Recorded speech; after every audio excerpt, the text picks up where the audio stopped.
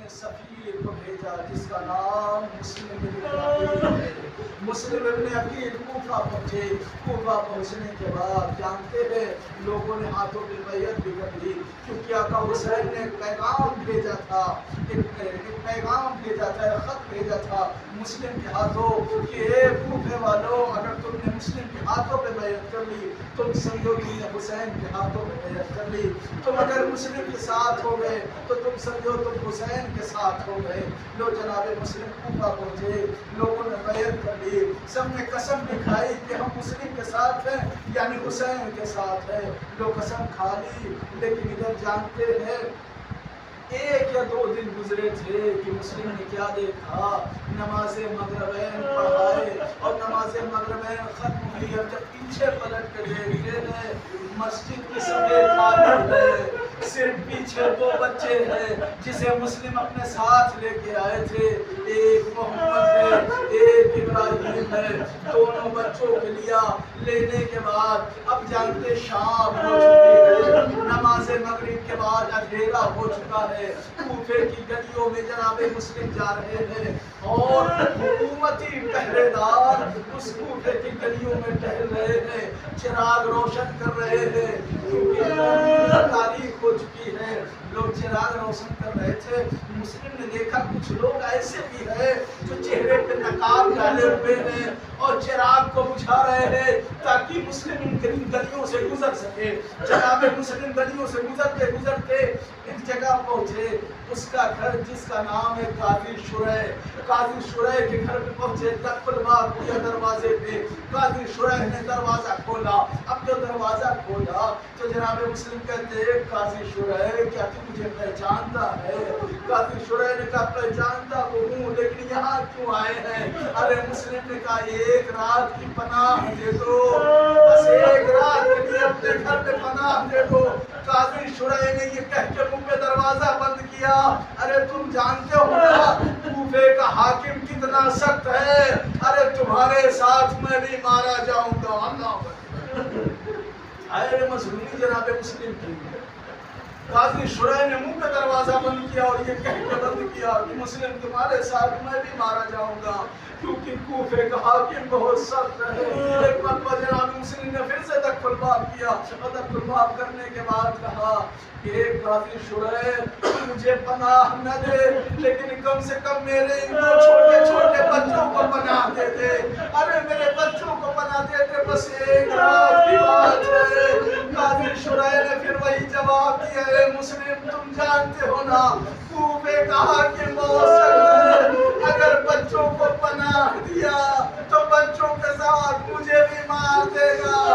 جناب مسلم نے ایک جملہ کا اچھا قاضی شریح کام کر اپنے گھر کے دروازے میں ان بچوں کو بٹھا لے، اپنے گھر کی دہلیز پر ان بچوں کو بٹھا لے، جب میں وہ فلاں گلی پار کر لوں جب مڑ جاؤں تو میرے بچوں کو بے شک اٹھا دینا، اپنے دہلیز سے اٹھا دینا۔ ارے تاریخ نے لکھا، سنت کی کتاب میں درج کرتے ہیں ادھر مسلم گلی پار نہ کر سکے تھے، ادھر قاضی شریح نے بچوں کو اٹھا دیا، کہیں ایسا نہ ہو حاکم کے سپاہی دیکھ لے۔ آئے مظلومی مسلم دو بچے، اب قاضی شریح نے جب دروازے سے اٹھا دیا تو یہ بچے جائے تو کدھر جائے؟ ارے کوفے کی رات ہے، گلیوں میں بچے ٹہلتے ٹہلتے ارے جنگل کی قریب پہنچ گئے۔ اللہ اکبر، خدا سوائے مظلوم کربلا کے دونوں بچے کوفے کے باہر آ گئے، قریب کے جنگل کے قریب پہنچے، وہاں ایک درخت دیکھا، ایک دریا تھا، دریا کے کنارے ایک درخت تھا جس پہ دونوں بچے جا کے بیٹھ گئے۔ صبح نمودار ہوئی، ایک مومنہ آئی پانی بھرنے کے لیے، جب پانی میں دیکھتی ہے تو کیا دیکھتی ہے؟ دو چاند پانی میں نمودار ہوئے ہیں، دو چاندنی کے دو چودھویں کے چاند پانی میں نظر آ رہے ہیں۔ جب اوپر دیکھتی ہے تو کیا دیکھتی ہے؟ دو چھوٹے چھوٹے بچے اس درخت پہ بیٹھے ہوئے ہیں، آواز دیتی بچوں تم نیچے آ جاؤ، بچوں تم نیچے آ جاؤ۔ اور جب بچے دونوں نیچے آ رہے تھے نا تو کتاب نے لکھا کہ چھوٹا بھائی بڑے بھائی سے کچھ کہہ رہا تھا، بڑا بھائی چھوٹے بھائی سے کچھ کہہ رہا تھا، اترتے اترتے کہہ رہے تھے، بڑے ہوئے تھے اور ڈرتے ہوئے اتر رہے تھے. ایک بھائی دوسرے بھائی سے کہہ رہا تھا تم اسے کچھ نہ بتانا, کہیں یہ ہمیں ظالم کے پاس نہ پہنچا دے. ارے یہ بات مومنہ نے سن لیا. سننے کے بعد کہتی بچوں ڈرو نہیں, بچوں گھبراؤ نہیں, میں ایک مومنہ ہوں, میں ایک مومنہ ہوں. تو بچوں نے کہا اچھا آپ مومنہ ہے, علی کی چاہنے والی ہیں؟ کہا ہاں. مومنہ نے پوچھا بچوں بتاؤ تم کون ہو؟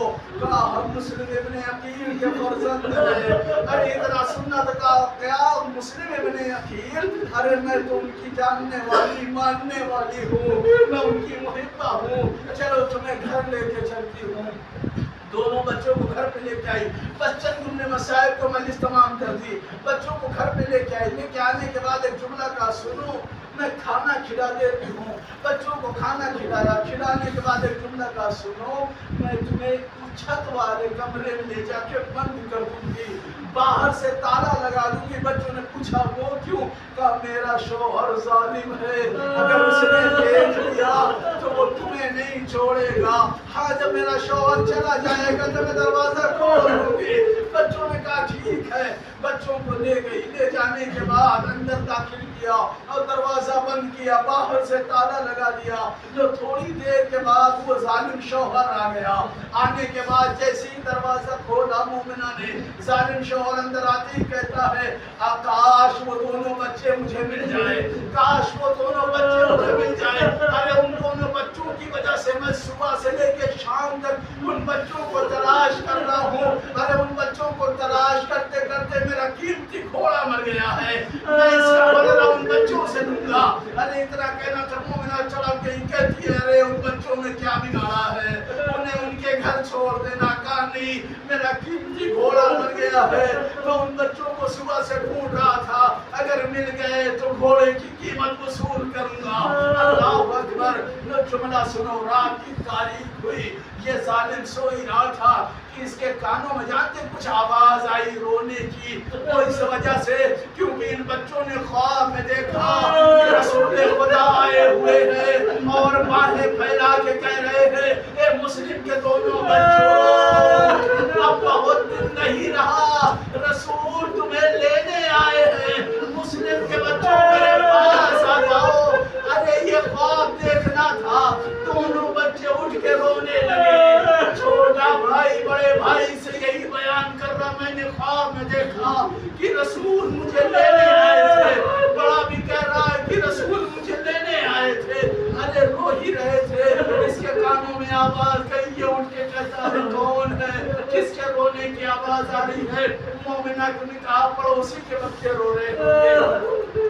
ظالم کہتا ہے نہیں یہ ہمارے گھر سے آ رہی ہے. وہ اٹھنے کے بعد اوپر گیا.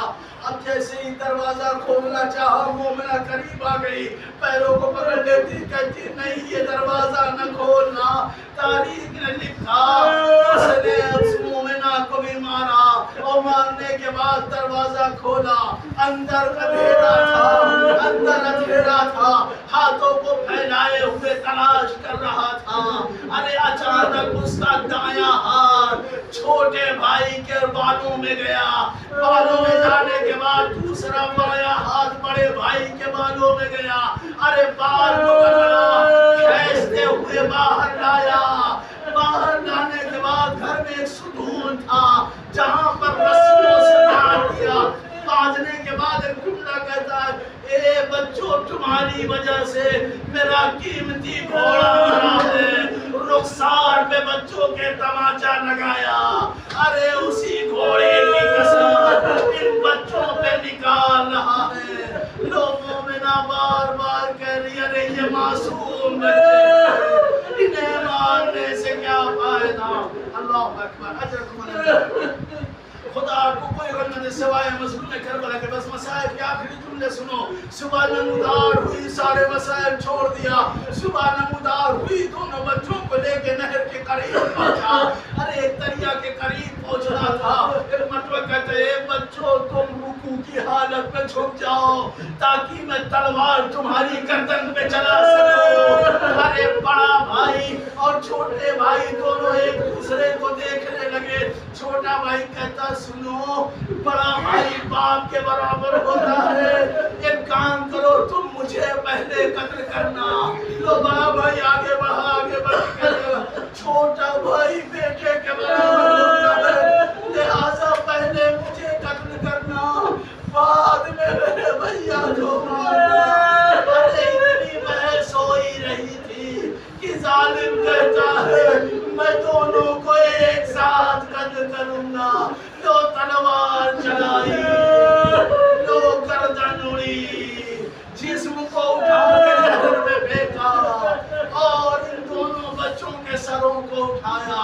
جبکہ تاریخ بتاتی ہے جب جناب مختار نے پوچھا تو یہ ظالم کہتا ہے جب میں نے دونوں بچوں کو نہر میں پھینکا تو ایک بھرکا پوش بیوی جو نہر کے کنارے آواز دے رہی تھی, آؤ بچوں میں حسین کی ماں تمہیں لینے آ گئی. اے بچوں میرے بول.